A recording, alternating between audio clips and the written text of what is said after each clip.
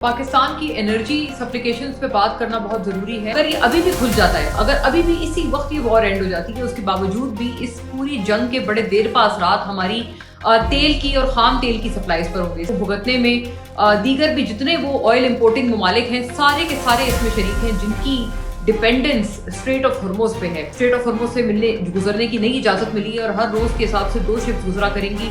सदर ट्रंप ने भी अपने ट्रुथ सोशल पे इसहाक डार साहब की पोस्ट को शेयर किया और इसकी एक तरह से उसकी कंफर्मेशन की, और इस जंग को खत्म करने की बात जो है वो तमाम अतराफ से हो रही है। पाकिस्तान की एनर्जी सप्लिकेशंस पे बात करना बहुत जरूरी है, बिकॉज मैंने पिछले व्लॉग में भी ये वाली बात की थी, और आई थिंक जितने भी, क्योंकि मैं ये जितनी भी कमेंटेटर्स देख रही हूँ या इस वक्त जो इस पूरी इस इशू पे और ईरानियन वॉर पे लोग नजर रखे हुए हैं और लर्नड लोग हैं, उन तमाम का ये ख्याल है कि ये जो वॉर लाइक सिचुएशन है और स्ट्रेट ऑफ हॉर्मोज का खास तौर पर जो एक मामला बना हुआ है, उसकी वजह से अगर ये अभी भी खुल जाता है, अगर अभी भी इसी वक्त ये वॉर एंड हो जाती है, उसके बावजूद भी इस पूरी जंग के बड़े देर पास रात हमारी तेल की और खाम तेल की सप्लाईज पर होंगे। सिर्फ पाकिस्तान इसमें अकेला नहीं है, बल्कि इसको भुगतने में दीगर भी जितने वो ऑयल इंपोर्टिंग ममालिक हैं, सारे के सारे इसमें शरीक हैं, जिनकी डिपेंडेंस स्ट्रेट ऑफ हॉर्मोज पे है। एनीवे ऐसे सारे में जो आपको पता है, जो 20 पाकिस्तानी शिप्स, फ्लैग शिप्स जो हैं, जिनको स्ट्रेट ऑफ हॉर्मोज से गुजरने की नई इजाजत मिली है और हर रोज के हिसाब से 2 शिप्स गुजरा करेंगी। सदर ट्रंप ने जब ये इसहाक डार साहब ने इस बारे में बाकायदा ट्वीट किया और पूरी दुनिया को बताया, तो सदर ट्रंप ने भी अपने ट्रुथ सोशल पे इसहाक डार साहब की पोस्ट को शेयर किया और इसकी एक तरह से उसकी कंफर्मेशन की। ऑन द अदर हैंड, इससे पहले भी प्राइम मिनिस्टर शहबाज शरीफ की भी ट्वीट को रीट्वीट डोनाल्ड ट्रंप कर चुके हैं, the US president. But you know, these are all good science, healthy science के कुछ इस वक्त एक सेंस प्रिवेल कर रही है और इस जंग को खत्म करने की बात जो है वो तमाम अतराफ से हो रही है। लेकिन ऐसे में पाकिस्तान के हवाले से जो मामला है, देखें, जो तेल की कीमतें हफ्तावार जो रिविजन हो रहा है, अच्छी बात ये थी, मैं अवामी पर्सपेक्टिव से कह रही हूँ, मैं एक बिल्कुल हार्ड कोर जो एक अवाम का एक पर्सपेक्टिव है उस हवाले से बात कर रही हूँ कि ये बड़ी अच्छी बात थी कि दूसरी दफा था ये कंसेक्यूटिवली कि जब पेट्रोल की कीमतों को अनचेंज रखा गया। ओगरा की तरफ से जो समरी थी वो खासी भारी भरकम समरी भेजी गई थी, लेकिन उसको रद्द करके, उसको मुस्तरद करके इन कीमतों को अनचेंज रखा गया। और बहुत ही अच्छा एक साइन था। ईद के टाइम पर जब खास तौर पर लोग परेशान थे कि हम अपनी ईद की छुट्टियां किस तरह से गुजारेंगे, अपने अजीज व अकारिब से कैसे मिलने का जो एक सिलसिला होगा वो रवा रखेंगे, एक परेशानी का आलम था, उसमें एक बहुत हेल्दी साइन के तौर पर मैंने पिछले अपने व्लॉग में भी इस पर तारीफ की थी कि बहुत अच्छा ये एक फैसला किया गया कि अवाम को रिलीफ मुंतकिल किया गया। और ये दूसरी दफा है, उसके बिल्कुल बाद जो अब ये प्रेजेंट हफ्ता भी था, इसमें भी पेट्रोल की कीमतों को अनचेंज रखा गया। तो आई थिंक देखें, इसकी एक कॉस्ट है जो कि हम सब्सिडी के मद में पे कर रहे हैं। पाकिस्तान, हुकूमत पाकिस्तान ये सब्सिडी पे कर रहा है, जिसकी वजह से ताकि जो भी इसका जो कॉस्ट है वो आवाम के ऊपर ना मुंतकिल की जाए, बल्कि हुकूमत उसको, उस कॉस्ट को सब्सिडी देकर पूरा करे। यकीनन देखें, ये एक आपके, अगर आप इसको इकोनॉमिक पर्सपेक्टिव में, क्योंकि दो बिल्कुल अलग अलग जाविये हैं, ये अवामी पर्सपेक्टिव में, एक सियासी पर्सपेक्टिव में बहुत वेलकम स्टेप है, लेकिन अगर हम प्योरली इकोनॉमिक सेंस में इसकी बात करें तो इट हैज अ कॉस्ट। और वो कॉस्ट क्या है? वो कॉस्ट वो है जो कि हम सब्सिडी की मद में, हुकूमत पाकिस्तान एक सब्सिडी की मद में अदा कर रही है। देखें, इस वक्त सिचुएशन वैसे तो जो एक, जिसे कहते हैं ना, जो खतरात या जो खतरे के बादल जो मंडला रहे होते हैं, वो अभी भी मंडला रहे हैं खाम तेल की कीमतों में बैनुल अक़वामी सतह पर। और आपको पता है, मैंने कई मरतबा इसका जिक्र किया है कि हमारा जो इन्हिसार है वो दुबई क्रूड पर है। ब्रेंट क्रूड के WTI इंडेक्स पर पाकिस्तान डिपेंड नहीं करता, हमारा इन्हिसार दुबई ब्रेंट पर है, दुबई क्रूड पर है। सो ये इसलिए वो एक बिल्कुल अलग इंडेक्स है जो कि ऑपरेट कर रहा है, और वो बिल्कुल वैसे हैं, तो ये सारे आपस में बिल्कुल मतलब कोरिलेटेड ही होते हैं। WTI या ब्रेंट क्रूड को ही इवन दुबई इंडेक्स भी फॉलो करता है। सो उस हवाले से कोई बहुत ज्यादा कोई प्रॉमिसिंग असरात नजर नहीं आ रहे। ऐसे में ऑफ कोर्स देखें, जरूरत है इस बात की कि पाकिस्तान प्री प्लान करे और एक स्ट्रेटेजाइज करे कि हमने आने वाले दिनों में और आने वाले हफ्तों में हमने कैसे चलना है।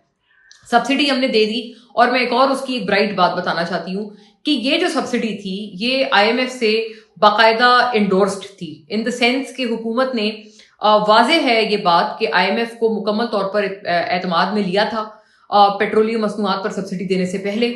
और पहले से ही IMF को जो है वो बताया गया था। जो इवन मेरे प्रोग्राम में हुज़ैफा रहमान साहब, जब ये सारी डेवलपमेंट हुई थी, पहले की बात है, उन्होंने एक बात की थी और उन्होंने हमारे प्रोग्राम में आकर ये कहा था कि वजीर आजम शहबाज शरीफ ने IMF को कह दिया है कि जब उन्होंने वो 55 रुपए फी लीटर बढ़ाए थे, तब उन्होंने उस वक्त ही बावर करा दिया था IMF को कि मैं दोबारा पेट्रोलियम मसनूआत में हम इजाफा नहीं करेंगे, हम अपने अवाम के ऊपर मजीद बर्डन नहीं डालेंगे। लेकिन ये उनकी बात सही साबित हुई हुज़ैफा रहमान की। कैसे सही साबित हुई? इस तरह से कि वाकई उसके बाद जितने हफ्ते आए हैं उन तमाम हफ्तों में पेट्रोलियम मसनूआत की कीमतों में इजाफा नहीं किया गया है। और ज्यादा अच्छी बात यह है, अगर मैं फंडामेंटली बात करूं और प्योर इकोनॉमिक सेंस में बात करूं, ज्यादा अच्छी बात यह है कि IMF को इसमें भरपूर एतमाद मिल गया है। इसलिए इसका कई लोग कंपैरिजन कर रहे हैं 2022 की सब्सिडी से। आपको याद होगा कि जब इमरान खान साहब प्राइम मिनिस्टर थे, उन्होंने भी एक सब्सिडी दी थी और वो नो कॉन्फिडेंस मोशन के राइट पहले उन्होंने एक पेट्रोल की सब्सिडी अनाउंस की थी और पेट्रोल को फिक्स कर दिया था 150 रुपए फी लीटर पर। पेट्रोल और डीजल दोनों के निर्खों को फिक्स कर दिया था। सो उस वक्त भी एक सब्सिडी थी। गोया ये कि उस वक्त की सब्सिडी काफी कम थी as compare to this time subsidy. लेकिन हुआ क्या था? हुआ यह था कि उस टाइम पर IMF को वाज़े तौर पर एतमाद में नहीं लिया गया था। क्यों?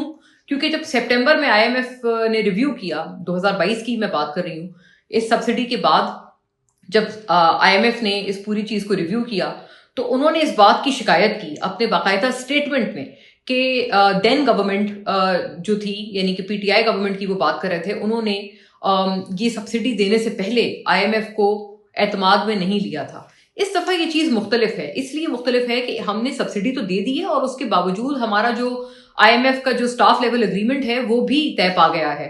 इसका ये मतलब है कि IMF is completely on board. इसका मतलब ये है कि ये सिर्फ एक कहने की बात नहीं है, ये अमलन ये बात नजर आ रही है कि IMF जो है वो इस वक्त ऑन बोर्ड है और हुकूमत ने उनको जिस तरह से भी कन्विंस किया हो, लेकिन उन्होंने उनको कन्विंस किया हुआ है कि हम इस तरह से पेट्रोलियम मसनूआत में ये एक इकोनॉमिक क्राइसिस को एवर्ट करने के लिए हम पेट्रोलियम मसनूआत पे सब्सिडी देंगे। अच्छा, यहाँ तक जो है वो बात I think it's a very smooth selling और इस बात को बिल्कुल इसको सराहना चाहिए कि हुकूमत ने कुछ अच्छे स्टेप्स लिए और जो एक ऑलरेडी आपको पता है, क्योंकि मईशत के अशारिये जो हैं सतह गुर्बत के से कई जो अफराद हैं हमारी आबादी के, वो नीचे रहने पर मजबूर हैं। ये प्लानिंग मिनिस्ट्री और प्लानिंग डिवीजन के अपने आदाद शुमार हैं जो कि प्रोफेसर एहसन इकबाल ने रिवील किए हैं। उन आदाद शुमार के हिसाब से पॉवर्टी के हवाले से जो फिगर्स हैं वो बहुत अच्छे नहीं है, खातिर ख्वाह नहीं है। तो ऐसे में जब एक ऑलरेडी अवाम के लिए एक मुश्किल सिचुएशन है, तो ये एक अच्छा और टाइमली फैसला था जो कि किया गया। और देखिए, गोइंग फॉरवर्ड मैं ये भी कहना चाहती हूँ कि दिस इज नॉट इनफ। इसके आगे भी हमें स्ट्रेटेजाइज करना होगा और प्री प्लान करना होगा। जो हुकूमत की तरफ से जो एटलीस्ट हमारे इंसाइडर्स हैं वो हमें ये बताते हैं कि, बल्कि इंसाइडर क्या, अब तो ये एक बहुत जबान ज़द-ए-आम की बात हो गई है कि स्मार्ट लॉकडाउन इस स्ट्रैटेजी के ऊपर कह रहे हैं कि जाया जाएगा और इस तरफ जाने की जो है हिकमत चल रही है। और इस हवाले से हुकूमत जल्द अपना जो एक रोड मैप है वो बताएंगे कि किस तरह से इसको इम्प्लीमेंट करेंगे स्मार्ट लॉकडाउन को, ताकि एनर्जी कंजम्पशन को जो है वो कम किया जा सके, कट डाउन किया जा सके। ये एक बेसिकली रोड मैप है। आपने देखा होगा इवन इंडियन पार्लियामेंट में इसकी गूंज हुई जब इंडिया की जो मिनिस्टर हैं उन्होंने भी ये वाली बात की और उन्होंने बाकायदा बताया कि हाँ, पाकिस्तान में भी स्मार्ट लॉकडाउन जैसे ऑप्शंस को कंसिडर किया जा रहा है बड़ी सीरियस सतह पर। और इस वजह से मतलब she was trying to say कि मतलब there also following Pakistan in terms of what we are doing to mitigate this crisis. ये एक बड़ी अच्छी बात है कि इंडिया जैसा मुल्क जो है वो पाकिस्तान को देख रहा है, लुक अपॉन कर रहा है और अपनी पॉलिसी बनाते वक्त पाकिस्तान को भी वो लोग मतलब बड़े मरहून मिन्नत रख रहे हैं, खातिर में रख रहे हैं कि पाकिस्तान क्या कर रहा है। तो दिस मीन्स के ये एक तरह से इंडिया की भी इंडोर्समेंट है, इंडियन संसद की भी इंडोर्समेंट है इस बात की। किस बात की?